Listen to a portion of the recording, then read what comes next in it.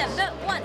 시청자 여러분, 여긴 지금 미국 샌프란시스코예요. 코인 넘버 원이 오늘 샌프란시스코에서 진행되냐고요? 그건 아니고요. 저는 지금 아시아경제TV 비트코인 리얼리티 프로그램 촬영차 여기 나와 있습니다. 아쉽지만 일주일만 기다려주세요. 오늘 코인 넘버 원은 아시아경제TV 메인 앵커인 이슬 앵커가 진행하게 됩니다. 이슬 앵커 받아주세요.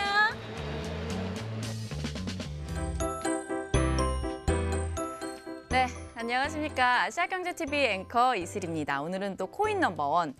영상에서 보신 것처럼 윤송아 씨를 대신해서 제가 이 자리를 오늘 좀 맡게 되었어요.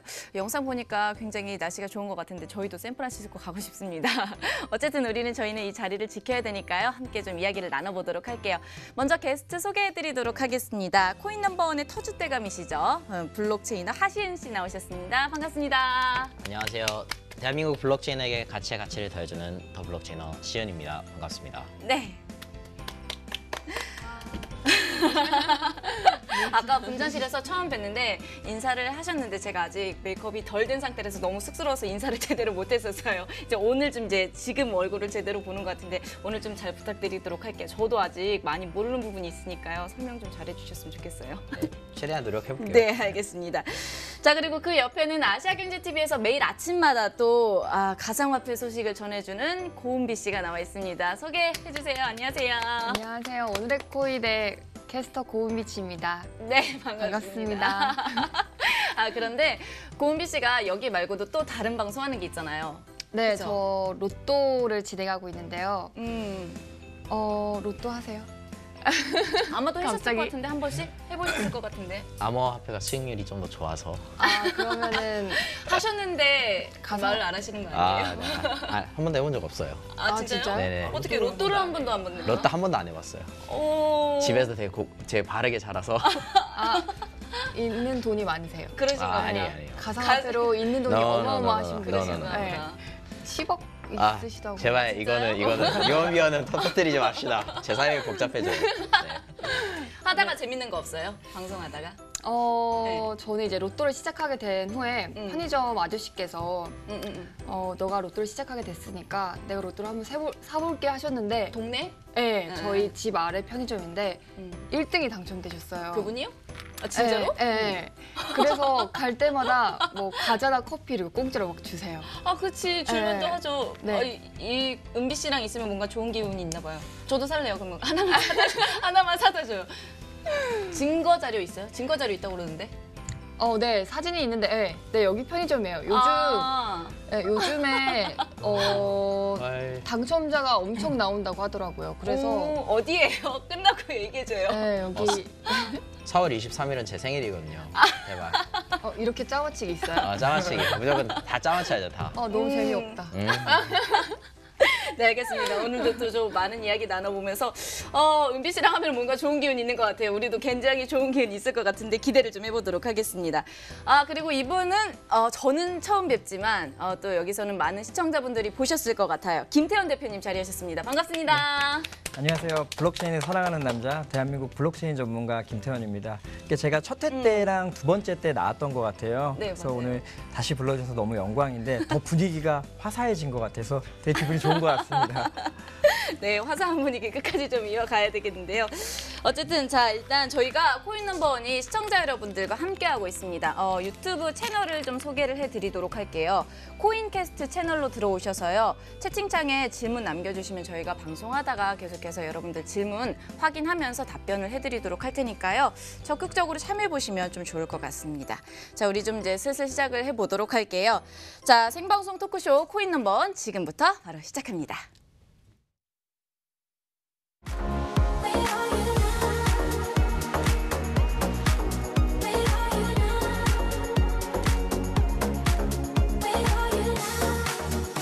I'm gonna see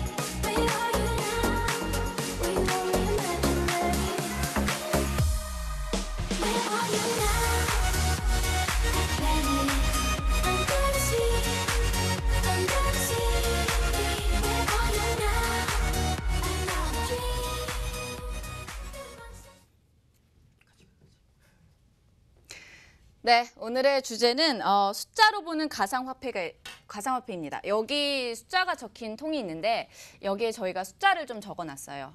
뽑아서 나오는 숫자를 가지고 이제 가상화폐 이야기를 좀 풀어보는 시간을 가지도록 할 텐데 또 이제 기운이 좋은 은비 씨부터 먼저 좀 뽑아보도록 하겠습니다. 저는 항상 이렇게 뽑는 것 같아요. 그러네요. 뽑으려고 태어났나 봐요. 그렇습니다. 네. 종이 색깔이랑 옷이랑 다 매치하네요. 짤맞춤이네요. 아, 네. 뭐예요? 2017? 2017년 5월 25일? 네. 아시나요? 또 아시는 분 다 아실 것 같아요. 네, 2017년 5월 25일이 좀 폭락이 심했던 가상화폐 이 투자자들 같은 경우는 상당히 눈물이 많이 났던 날인 것 같습니다. 이제 거기에 대해서 여러 가지 설들이 있어요. 여러 가지 설들이 있는데 이제 그 당시 이제 한국 프리미엄이라 그래서 가상화폐가 국가별로 좀 시세가 많이 틀립니다. 많이 틀려요. 그러니까 금도 사실은 한국이랑 중국이랑 시세가 틀리잖아요. 그런 것들처럼 가상화폐가 국가별로 시세가 틀린데 한국이 프리미엄, 그러니까 한국의 가상화폐가 좀 비쌌을 때였습니다. 그렇게 많이 비싸다 보니까 미국에서 가상화폐를 사서 한국에다 내다 팔면은 똑같은 어떻게 보면 금으로 따지면 똑같은 금인데 한 50만 원, 60만 원씩 더 받는 거예요. 그렇다 보니까 한국에서? 한국으로 물량이 많이 몰리게 되면서 네. 이제 그러니까 팔고 싶어하는 사람들이 많아지게 되면서 순간적으로 폭락했다는 설이 가장 유력하게 뭐 들리는 설 중에 하나입니다. 그럼 왜 폭락한지는 알 수 있어요? 그러니까 사실 가상화폐라는 게 수요와 공급, 누군가 사면은 그쵸. 누군가 그러니까 파는 사람 사는 사람이 어떻게 보면 이게 균형 있게 맞아야 되는데 계속 파는 사람만 생긴 거죠. 그리고 전 세계 물량이 이쪽으로 계속 몰리기 시작하면서 당연히 가상화폐를 이렇게 사는 사람이 없기 때문에 가격은 떨어질 수밖에 없는. 없다는 게 이제 가장 많은 사람들이 말하는 소문 중에 하나인 것 같습니다. 네. 근데 이 시장에 오래 계신 분들은 다 아시겠지만 저는 솔직히 막 5.25 대란해서 처음에는 어느 날인지 되게 궁금했어요. 왜냐하면 5월 25일이 생각이 잘 안 나거든요. 이유는 뭐 이게 하루아침에도 진짜 어떻게 보면 변동성이 다른 어느 재산보다 어느 종목보다 더 심하다는 게 하루에 40% 올라갔다 다음 날 40% 떨어지고 이게 하루아침 거의 매일매일 일어나다시피 하는 일이다 보니까 뭐 하루에는 뭐 특정 코인이 뭐 100몇 % 올랐다가 또다시 거품이 꺼지고 그런 일이 계속 발생하다 보니까 오히려 뭐 대란이 전반적으로는 더 크긴 컸는데 또 지난주 며칠 전에도 또 한 번 더 있었죠. 한 번 더 가격이 올랐다가 시장 전반적으로 다운이 됐는데 그래도 아니나 다를까 한 이틀, 3일 정도 지나고 나니까 또다시 정상 궤도라고 하기는 힘들겠지만 네, 상승세로 다시 올라왔습니다. 그래서 네, 왔다리 갔다리 하죠. 그렇게 오르는 게 큰 만큼 또 떨어진 때도 타격도 굉장히 큰가 봐요. 그래서 사실 저는 비트코인에 대해서 얘기를 듣고 공부를 좀 하긴 했지만 실거래는 아직 한 번도 못 해보기는 했어요. 왜냐하면 제가 이제 주식 방송을 하면서 저도 이제 궁금하니까 이제 주식을 사봤어요. 근데 처음에는 잘 되더라고요. 그래서 나도 본 눈이 있나 보다. 괜찮다 했는데 폭망하더라고요. 근데 그게 진짜 이 주식도 사실 거래 제한이 있잖아요. 근데 그만큼 떨어져도 심리적으로도 장난이 아니던데 이렇게 비트코인 같은 경우에는 등락이 심하다 보면은 떨어지게 되면 그 투자자들 입장에서는 마음이 정말 장난이 아닐 것 같아요. 네, 그래서 항상 그러듯이 뭐 일단은 낮을 때 뭐 주식 투자나 그런 모든 투자를 사람들이 말할 때 네. 이거는 이제 스트라이크 아웃이 없는 야구라고 하잖아요. 그러니까 그쵸. 베이스에 서 있을 때 그냥 계속 기다리는 거예요. 이게 진짜 사람 대중의 심리와 정반대로 해야 되는데 그쵸. 그래서 망할 때 사람들이 팔기 시작할 때 내가 들어가야 되는 거고 그다음에 여기는 좀 특이한 주식도 그렇지만 네. 내가 이 종목을 잘하면 잘할수록 네. 내가 지켜낼 수 있는 힘이 생기는데 맞아요. 대부분의 경우 모르고 뭐 누군가가 이렇게 했다더라 아니면 무슨 전문가의 의견을 듣고 하는데 전문가 의견이란 것도 내가 전문가의 의견을 듣는 거랑 내가 전문가의 의견을 믿는 거랑은 차이가 있잖아요. 다르죠, 그쵸? 네, 그런 것 같습니다. 그러니까 하나의 어떻게 네. 보면은 일반적인 주식 투자나 이런 안정적인 네. 지금까지 안전 투자처 같은 경우는 네. 하나의 액션 영화, 그러니까 기승전결이 있는 액션 영화를 보는 이거는- 거라고 보시면 되면은 네. 이건 하나의 다이나믹한 스포츠 경기. 그럴 수도 를 보신다고 있겠네. 생각하시면 될 것 같아요. 그렇게 희노애락이 상당히 심한 시장이지만 또 웃으시는 분들도 많은 반면에 그쵸. 조금 이제 눈물을 흘리시는 그쵸, 분도 그럴 것 상당히 같아요. 많은 것 상대적으로. 같습니다. 네. 여자의 마음 같네요. 제가 결혼해서 잘 모르겠습니다. 아, 그래요? 아, 네, 죄송합니다. 네, 알겠습니다. 자, 그러면은 저희가 두 번째를 뽑아볼까요? 하신 씨께서 뽑을까요? 네, 제가 네. 뽑아볼게요. 뭐가 나올까요? 이상한 그러니까요. 숫자. 쉬운 게 나왔으면 좋겠어요. 어. 뭐예요? 2? 2. 이게 뭐예요? 이가 뭐예요? 이거 아마도 피자데이 얘기인 것 같은데. 피자데이. 피자데이. 그러니까 이게 2010년 5월 18일 정도죠. 그때 이제 이 당시에 비트코인 10,000개에 피자 2판이 팔렸어요. 근데 이 당시에 이거를 했을 때도 좀 특이한데 뭐냐면 이게 비트코인으로 실제로 실거래가 일어난 첫째 날이거든요. 저희가 기록된 첫 번째 거래인데 네. 결국에는 이제 그 피자 2판을 이제 누군가가 사고 싶었는데 네. 이거를 이제 비트코인 포럼이 있어요. 비트코인 탁 포럼이라고. 거기에서 이제 사람을 찾았죠. 나 너한테 이만큼 비트코인 줄게. 누가 저 대신 신용카드 긁어서 피자 사주세요. 그래서 배달시켜주세요. 그래서 그 당시에 피자 2판이랑 비트코인 10,000개가 교환이 되었죠. 근데 궁금한 게 그러면 그 당시에 시세가 잘못된 거예요? 아니면 그 사람이 그 교환되는 가격에 대해서 잘 몰랐던 거예요? 이거 너무 좀 이렇게 거래가 성사되기에는 페어하지 않지 않아요? 아니, 지금 그 당시에 비트코인 가격은 네. 얼마였죠? 그러니까 지금 가격을 한 20불로 측정을 한다고 해도 20 나누기 만 하면 어마어마하게 어마어마한데? 낮았거든요. 네. 네, 그렇기 때문에 10,000개가 맞았죠. 그 당시에. 그때는 이게 맞았구나. 네. 그러니까 사실은 이제 그 가치라는 게 여기서 보시면 제가 이 볼펜을 네. 만약에 이슬 씨한테 드리면은 네. 이슬 씨한테 300원에 이 볼펜을 판다고 했으면 그때부터 이 볼펜의 가치는 300원으로 형성이 되는 거거든요. 그렇죠. 그러니까 어떻게 보면은 이 피자 2판이 첫 최초의 거래. 비트코인 가치를 제대로 형성했구나. 형성을 실물 경제랑 교환이 되면서 피자랑 교환이 되면서 오늘부터 비트코인 가치는 이거야라고 이거다. 어떻게 보면 가치가 부여가 된 순간이라고 보시면 될 것 같습니다.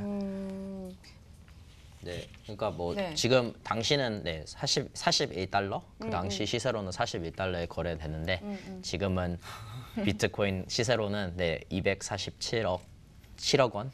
로또를 당첨돼도 이 피자는 못 먹겠는데요. 그럼 지금 보면 예. 진짜 비싸. 여기 올라왔어요. 세상에서 제일 비싼 피자래요. 맞는 것 같아요. 그렇죠. 그리고 이 피자의 가치는 고정돼 있는 게 아니라 계속 올라가죠. 네, 무한정으로 올라가게 되니까. 그리고 실제로 지금은 이분이 어떻게 됐는지 아무도 몰라요. 그 그러게요. 10,000개 비트코인을 드신 분이. 근데 이분은 제가 알기로는 2010년 이후 한 13년, 14년까지도 저희가 이분을 추적하고 인터뷰를 사람들이 했던 걸로 알거든요. 찾았어요? 그러면 못 찾았나? 그 당시에만 해도 그분이 그 피자를 그러니까 네. 비트코인을 사가지고. 받았던 분이 계셨던 걸로 알아요. 지금은 어떻게 되는지. 지금 뭐 돈 많이 버셨으니까 부자 되셨겠죠, 아마도. 조용히 네. 사시나 보다. 네. 네, 알겠습니다. 저희가 그래서 두 번째 이야기까지 좀 뽑아봤는데요. 이번엔 저 뽑아봐도 되죠? 뭘 뽑을까요?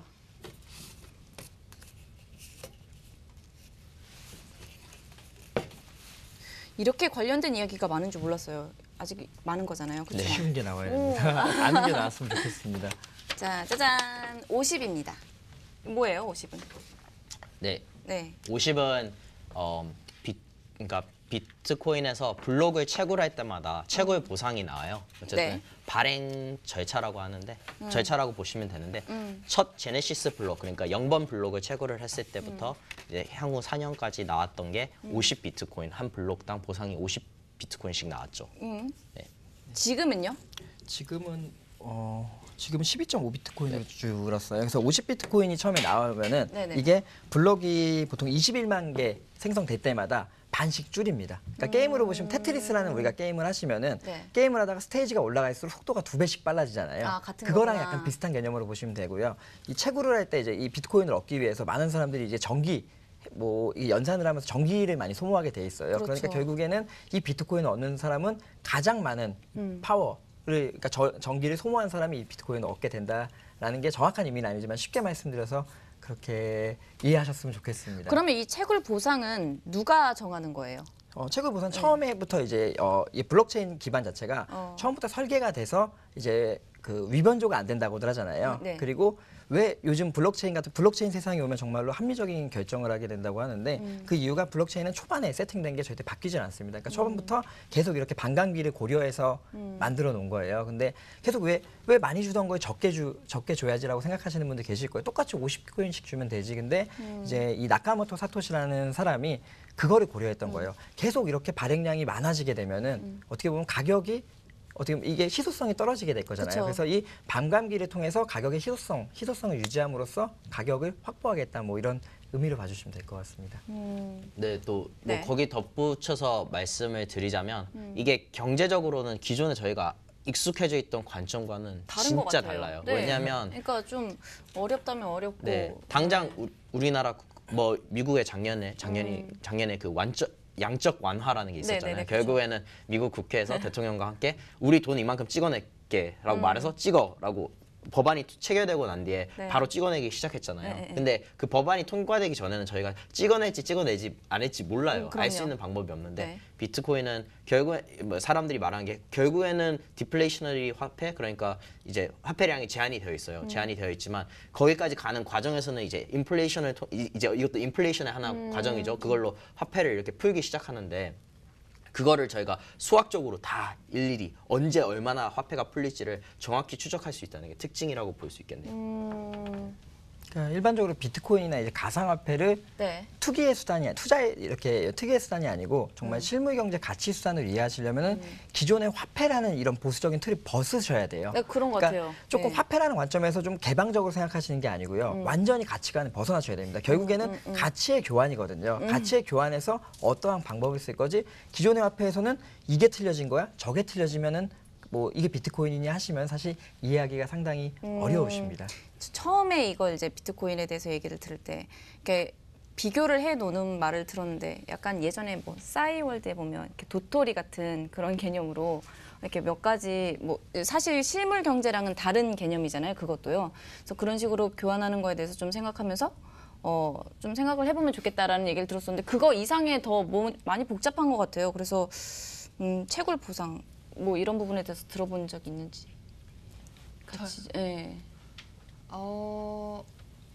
채굴 보상이라고 하면은 사토시가 50% 받았다고 그렇죠. 들었는데, 네, 그렇게 들었어요. 나도 어렵고, 은비 어렵고, 저도 어렵고. 우리도 어렵고 다 어려워 배우러 왔어요. 네, 근데 이건 네. 그 싸이월드 써보신 적 있으세요? 맞아요. 네. 예전에 우리 도토리, 했었어요. 예. 아 그렇군요. 저는 싸이월드를 그 당시에 해외에 있어가지고 안 써봤거든요. 저 되게 싸이월드 특이해요. 얼짱이었는데.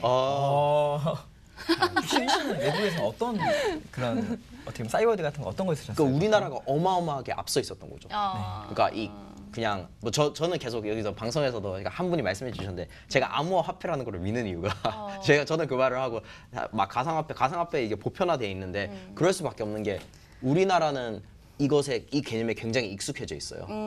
외국에서는 오히려 이 개념이 처음이구나. 네, 추후에 나왔죠. 아. 우리나라보다. 그래서 싸이월드가 처음 도토리를 런칭한 게 정확히 언제인지 기억이 안 나는데 맞아요. 너무 네, 오래됐긴 그런데 다르죠. 그러니까 제가 암호화폐라는 말을 계속하는 이유도 근본적으로는 가상화폐라는 거의 특징은 복제를 시킬 수 있다. 이게 특징인데 네. 암호화폐는 복제를 시킬 수는 없다라는 특징이 있어서 네, 그런 걸 밀고 있습니다. 알겠습니다. 그러면 이제 하나 더 뽑아보도록 할까요? 네, 네.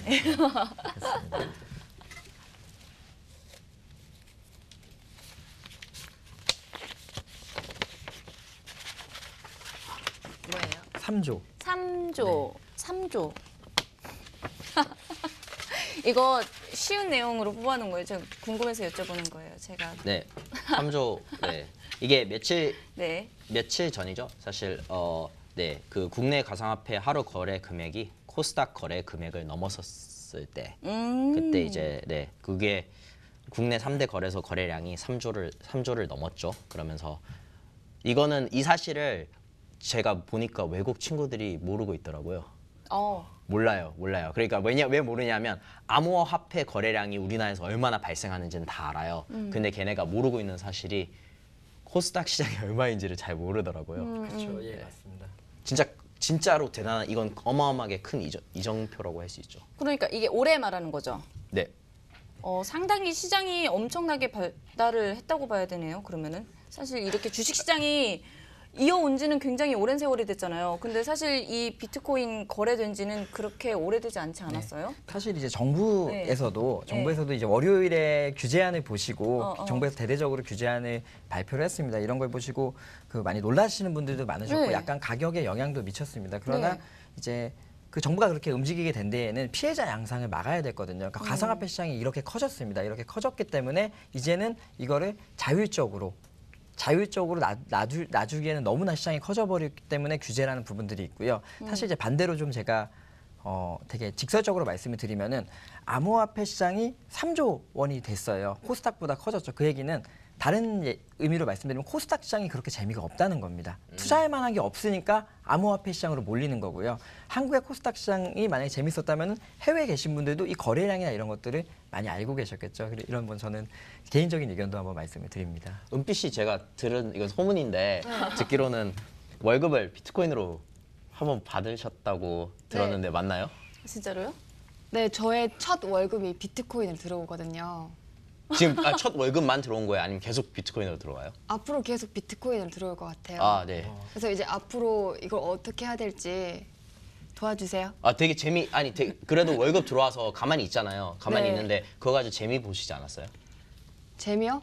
가격이 올라가거나 내려가거나 변동이 있잖아요. 네, 변동이 있어서 지금 유심히 요즘 보고 있거든요. 네. 막 월급 안 쓰고 막 저장해놓고 이러진 않을 거죠. 그럼요. 벌었으면 써야죠. 써야 되는데 이걸 쓸 줄 알아야지 쓸 수 있으니까. 하긴. 네, 그래서 제가 도움을 요청하려고. 아, 네네. 근데 이거 3조 저도 알았거든요. 그치.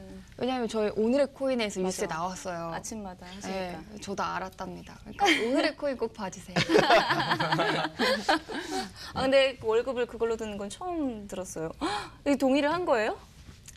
사실 국장님 사실요 이게요 동일하기보다는 받아야지 그래서 네 이렇게 성사됐습니다. 사실 저는 이제 보수적인 관점에서 말씀드리면 벌써 이제 제가 요즘 기관이나 이런 쪽을 많이 만나다 보니까 그쵸. 저는 그 4대 보험 처리, 그러니까 이 보험 처리는 어떻게 될 거며 그 되게 궁금하네요. 왜냐하면 되게 좋은 사례가 될 수도 있을 것 같아서 거기까지는 그러니까요. 저는 뭐 국장님이 좋다고 하시면 저야 다 좋죠. 그렇죠, 국장님? 그럼 저희 비트코인 3.3% 공제하고 받으신 건가요? 그러니까 원천 궁금해요. 징수하고 받으신 원천 건지. 징수하고 받아요 이거? 하고. 네, 그렇다고 합니다. 여기 처음 방송국이 안 사실이에요. 되게 진보적이세요. 그러니까요. 근데 아직은 이게 나중에 진짜 미래 이 시스템 위에 이 블록체인 시스템 위에 비트코인 아니더라도 블록체인 시스템 위에 다른 게 올라가면 지금 원천 징수를 하더라도 비트코인 내에서 세금을 떼고 이렇게 주지는 않거든요. 그쵸, 그건 그쵸. 아직 힘들거든요. 근데 조만간 그런 시스템이 빨리 도입이 되면 회계사분들이 직업이 없어지실 겁니다. 그럴 수도 있겠네요. 아니 이거는 그럴 수도 있는 게 아니라 100% 그럽니다. 좀 위험한 발언일 수도 그러네요. 있는데. 네. 알겠습니다. 자, 이번에도 하나 더 뽑아보도록 할까요? 이렇게 돌면서.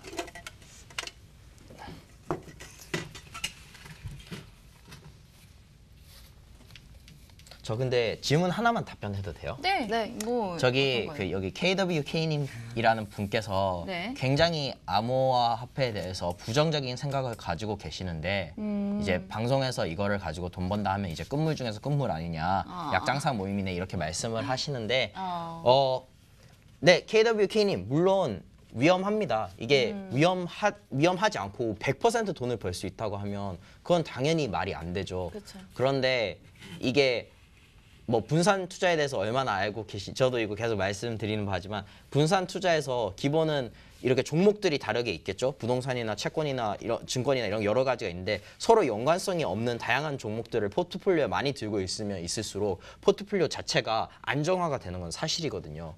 그렇기 때문에 그거는 그냥 수학적인 사실이기 때문에 암호화 자산을 들고 계신다는 그 사실만으로 일단 포트폴리오는 안정이 돼요.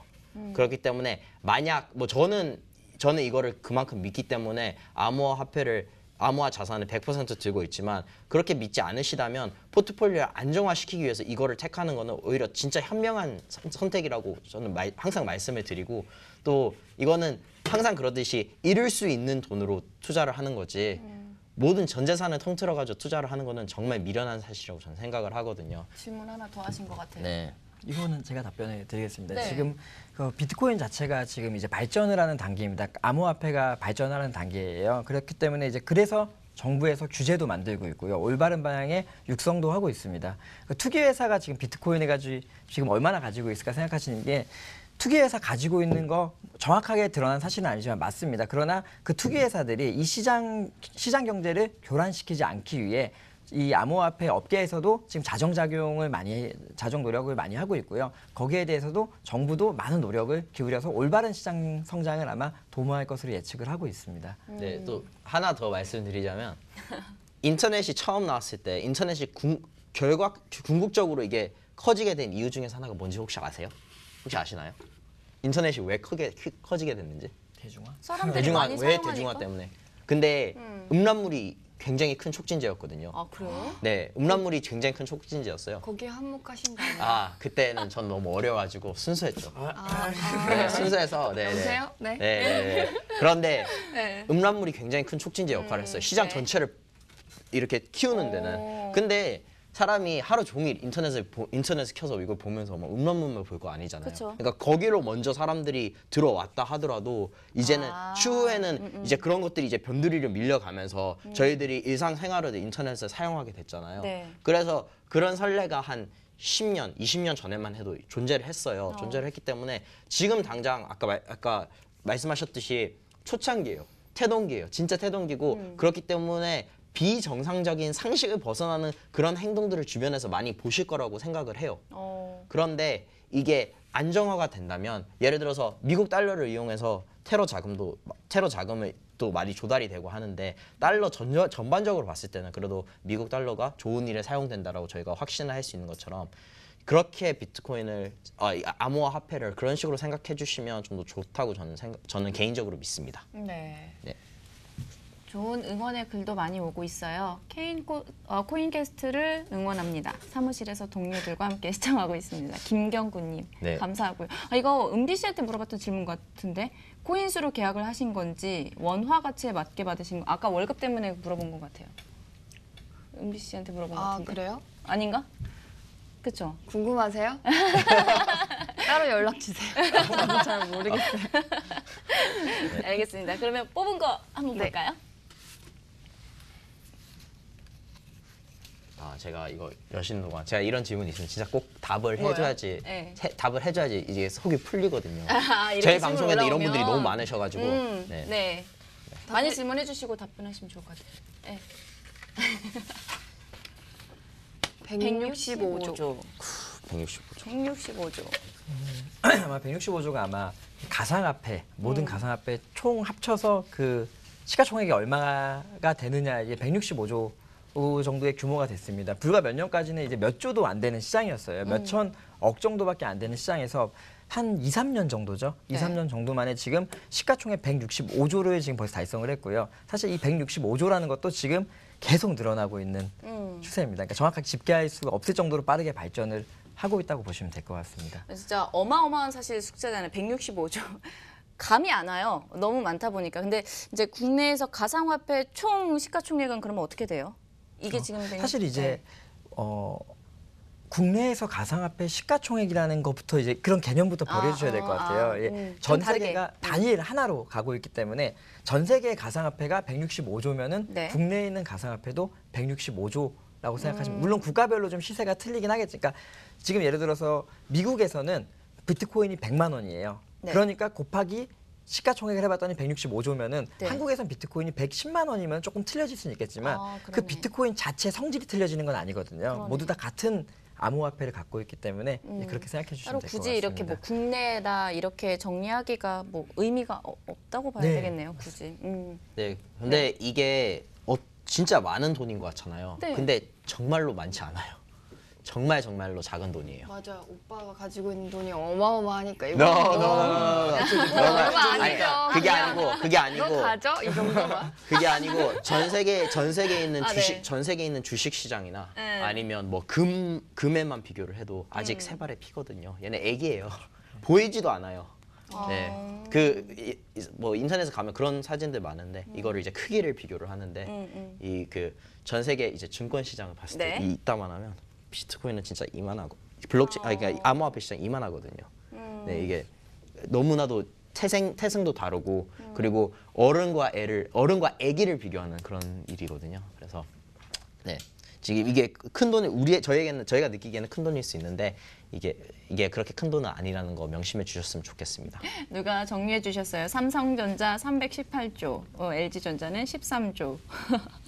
이 정도의 이게 시가총액을 말씀하신 거죠, 그렇죠? 네. 근데 이 안에 지금 암호화폐 안에 화폐 자체가 한 1000가지 종류가 거래가 그렇죠. 되고 있다고 생각을 했을 때 이거는 하나의 회사잖아요. 그렇죠. 네, 비교가 안 됩니다. 수준이 조금 다르겠네요. 네. 이제 두 번째 다시 뽑아볼까요? 네. 제가 뽑아보겠습니다. 네.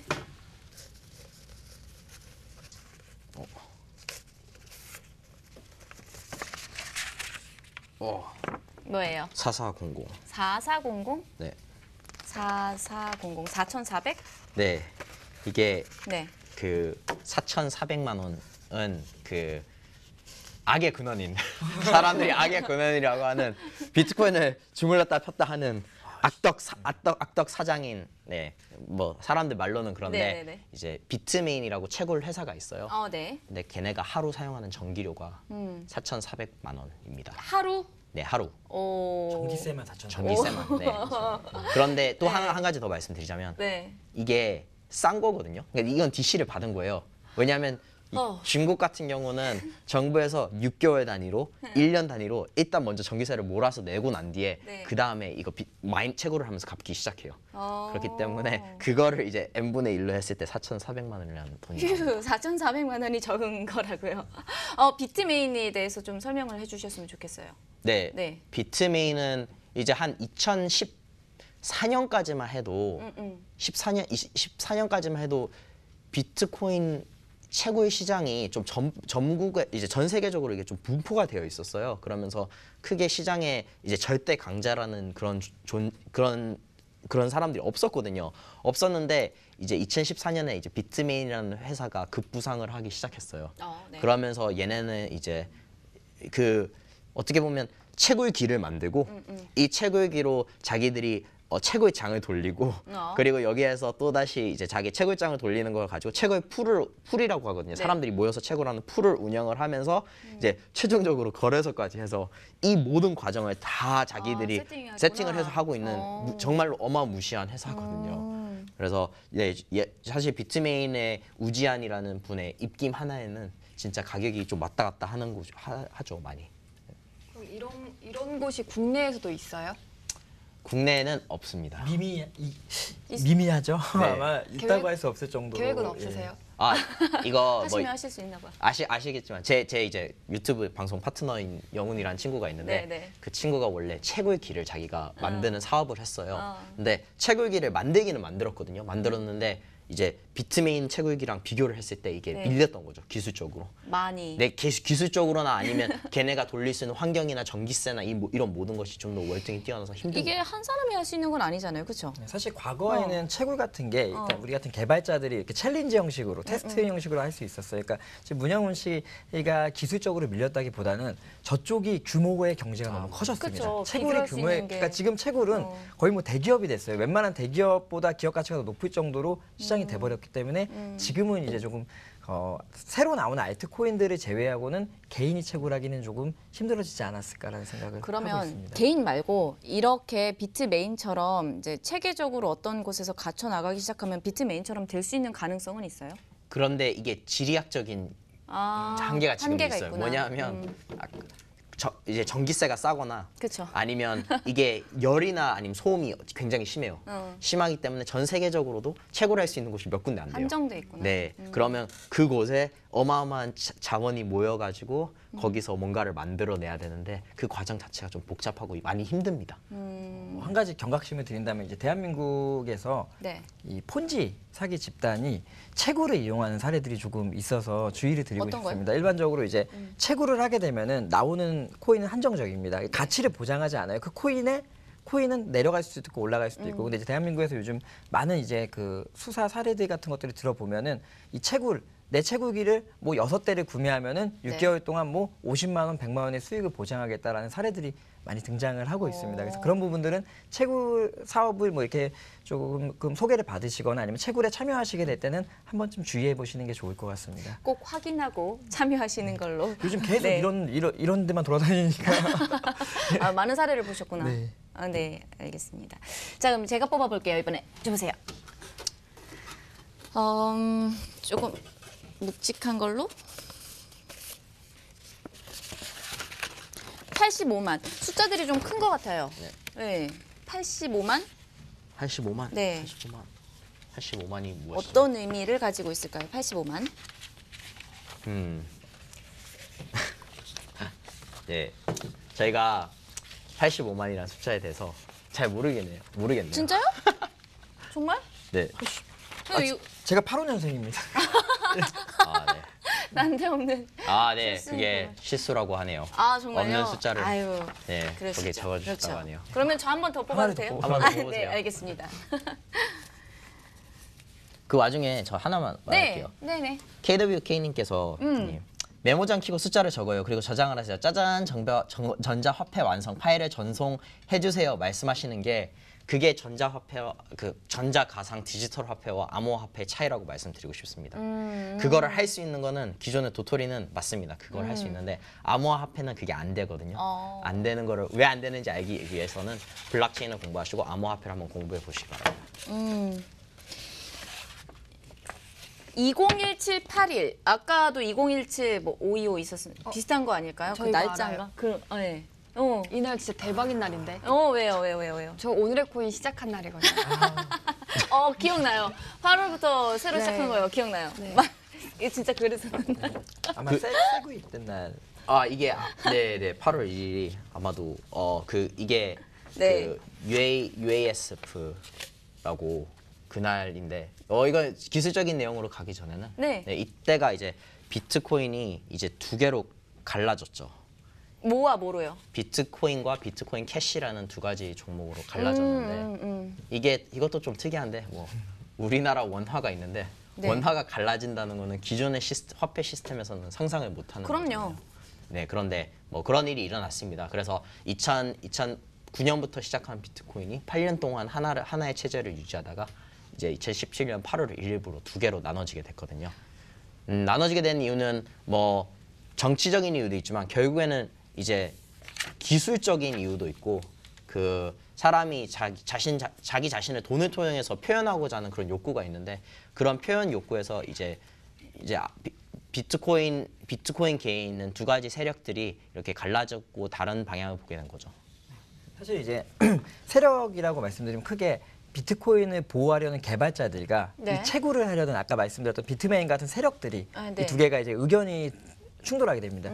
비트코인 개발자들은 지금 비트코인 속도가 많이 느려지게 됐으니까 이걸 빠르게 하기 위해서 뭔가 업데이트를 해야 됐어요. 네. 근데 채굴자들, 비트코인을 막 채굴하는 사람들은 아까도 시은 씨가 말씀해 주셨지만 뭔가 프로그램을 제작해가지고 기계를 만들어서 채굴을 하고 있는데 이게 지금 이 업데이트가 발생이 되게 되면 그 본인들이 원래 매일 얻었던 소득이 줄어들게 될 가능성이 되게 높고 그렇죠. 다시 만들어야 되니까요. 네. 이제 그런 부분들 때문에 사실은 그렇게 해서 이제 뭐 소문에는 비트메인의 그 우지한 씨가 직접 그 개발팀한테 채굴자들의 그 의견을 전부 전달해서 우리 의사도 좀 받아달라. 그래서 블록 사이즈를 키우는 형태로 뭐 이렇게 대화를 했었는데 그게 묵살이 되면서 뭐 이제 안 좋은 소문들이 되게 많았잖아요. 많았다가 이제 아까 그 며칠 전에 이제 뭐 다른 BIP 149인가요? 그쪽에 그 합의를 하면서 비트코인 캐시가 등장을 하게 된 걸로 알고 있습니다.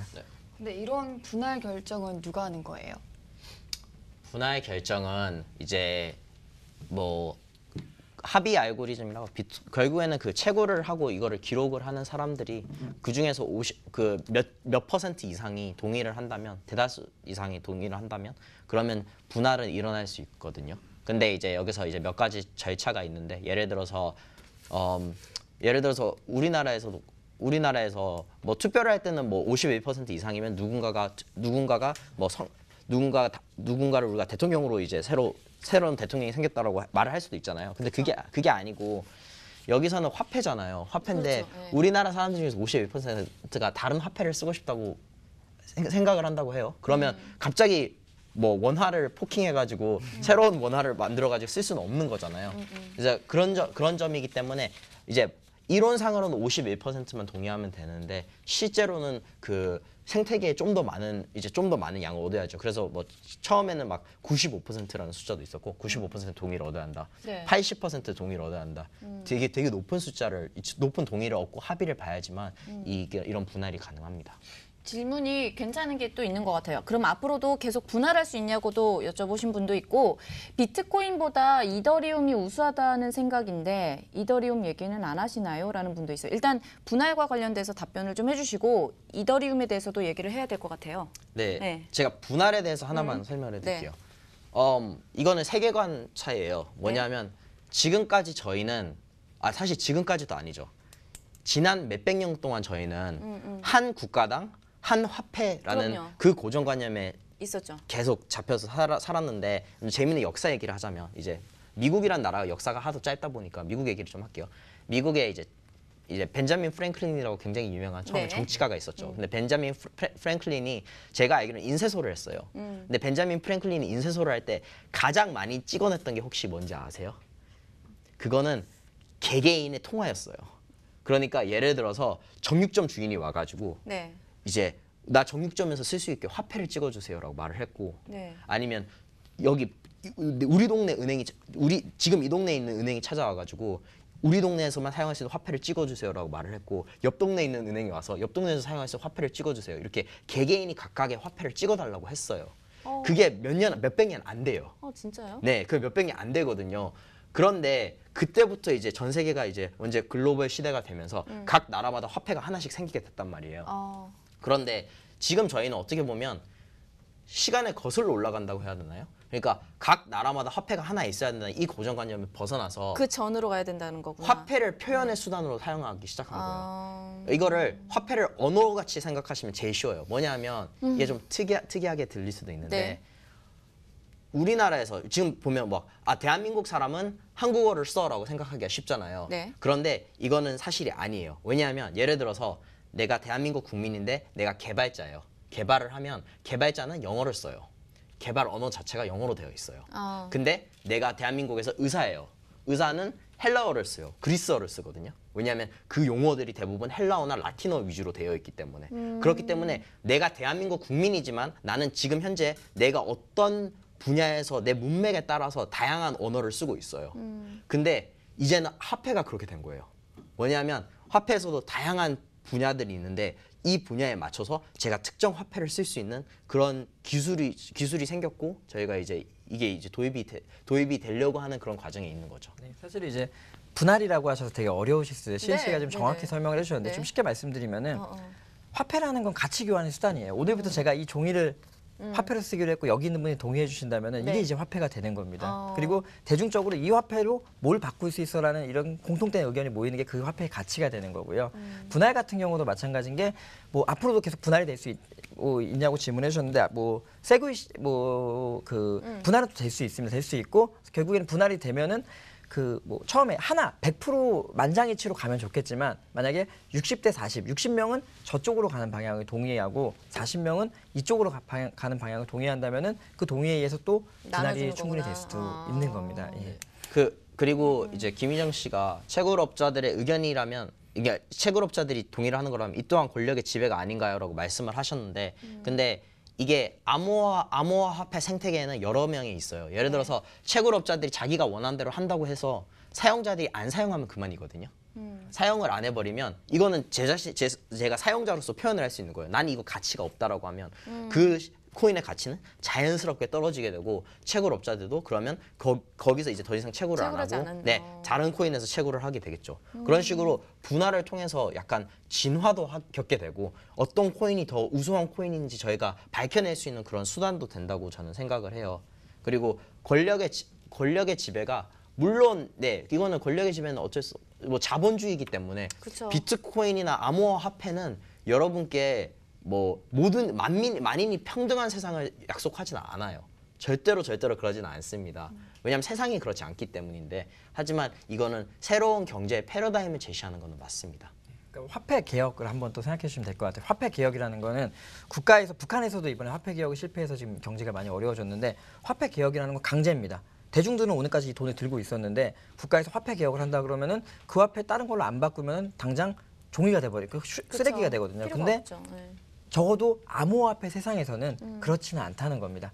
누구 한 명이 화폐 개혁을 한다고 해서 세상이 그 화폐가 쓰레기가 되거나 이러지는 않는다는 의미에서 긍정적으로 봐주시면 될 것 같습니다. 네. 또 이것도 한 가지만 더 말씀드리자면 네. 화폐 가치가 0으로 갈 수 있다고 생각하시는 분들이 많은데 우리나라 엽전 있잖아요. 엽전. 네. 엽전을 제가 구하려고 한다고 해도 그 엽전이 고려 시대, 조선 시대 때 이제 사라진 그렇죠. 새로 사라진 옛날 시대 건데도 제가 그 엽전을 사기 위해서 10원이라고 뭐 작은 가치는 줘야 됩니다. 그렇기 때문에 정확히 말하면 화폐 가치 0으로 가는 건 아니고 0.0000000 하면서 그 가치는 남아 있어요. 그렇죠. 그렇기 때문에 어떤 일이 일어난다 하더라도 사람들이 사용을 안 하면 화폐 가치는 떨어지겠지만 0으로 가지는 않습니다.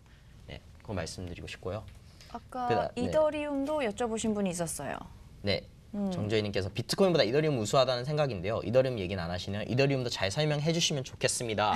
라고 말씀을 하셨어요. 네. 종목으로서는 설명을 해드릴 수가 있어요. 그리고 이더리움은 뭐 이제 사람들이 말하는 뭐 암호화폐 2.0, 블록체인 2.0인데, 근데 이제 어쩌다 보면 이더리움은 이제 시작한 지 3년이 됐거든요. 3년의 짧은 역사가 있다 보니까 네, 이더리움도 새로운 화폐고 얘네도 분할이 됐어요. 네. 얘네도 작년에 분할이 되고 났는데 이게 어마어마하게 큰 이슈였는데 뭐 이더리움은 근데 화폐로서의 가치보다는 연료로서의 가치가 더 높거든요. 이거는 제가 진짜 난생 처음 들어보신 얘기를 제가 하는 것 같은데 연료로서의 가치가 있어요. 그래서 물론 저희가 뭐 그 휘발유나 그런 거를 가지고 저희가 거래를 할 수 있지만 결국에는 이거 화폐로서의 가치는 비트코인에 비해서 좀 더 떨어진다는 걸 아셨으면 좋겠네요. 좀 역사가 짧으니까 두고 봐야 알 수 있다? 뭐 이렇게 봐야 네, 되나요? 그리고 비트코인도 두고 봐야 알 수 있어요. 이거는 어마어마하게 위험한 실험이죠. 지금 뭐 정주혜 씨가 질문해 주신 것처럼 네. 이더리움을 더 높은 가치로 믿고 있는 사람들이 더 대중화되고 많아지게 된다면 또 그게 이더리움 가치가- 가치가 더 올라갈 수도 있고요. 지금은 이제 비트코인 가치가 훨씬 높아요. 10배 이상 높거든요. 그 얘기는 전 세계적으로 아직 대중들이 비트코인이 더 많이 그 선호한다라고 보셔도 괜찮을 것 같습니다. 네. 자, 그럼 하나 더 대표님이 네. 뽑아볼까요?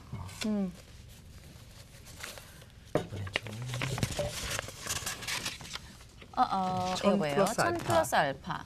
천 플러스 알파? 1000 플러스 알파요? 1000 플러스 알파는 지구상에 지금 존재하는 코인 개수죠. 코인. 그러니까 비트코인의 개수가 아니고 아까 말씀드렸듯이 암호화 화폐. 전체. 네. 그 종류가 지금 1000 플러스 알파예요. 근데 알파의 의미가 조금 너무 모호한 거 아닐까요? 알파라고 하면은.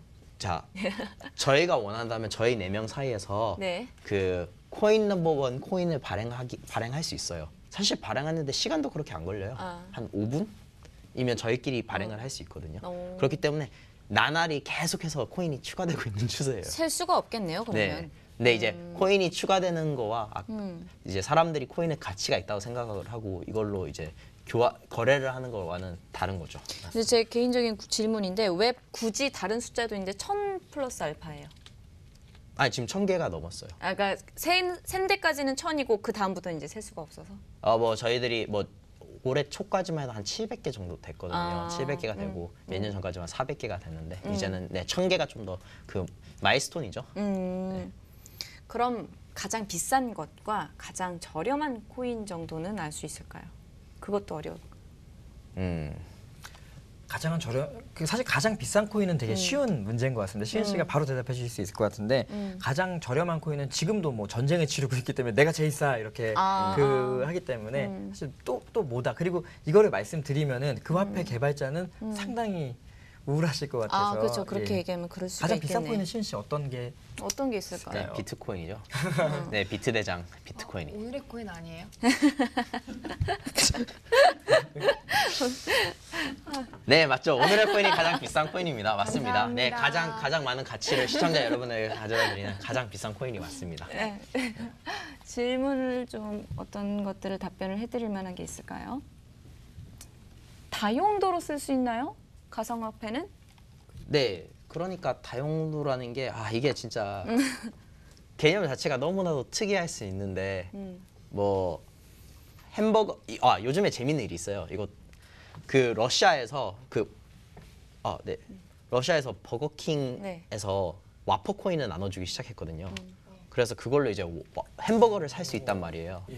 그래서 그런 거를 봤을 때는 다양한 용도로 많이 사용이 될 것으로 전망이 됩니다. 네, 오늘 이렇게 해서 많은 얘기를 나눠봤는데 시간이 50분이 너무 금방 갔어요. 저도 아직 궁금한 게 해결이 안 된 게 많은데 계속해서 이 시간 참여하시면서 질문들 좀 던져주시고요. 많은 답변들 좀 얻어가셨으면 좋겠습니다. 가상화폐에 대해서 아무래도 한 걸음 더 다가갔던 시간인 것 같은데요. 저희는 또 다음 이 시간에 다양한 정보 가지고 찾아뵙도록 하겠습니다. 우리 다 같이 좀 인사해보도록 할게요. 코인 넘버는 어떻게 하면 돼요? 코인 하나 둘 셋 할게요. 하나 둘 셋 코인 넘버 1.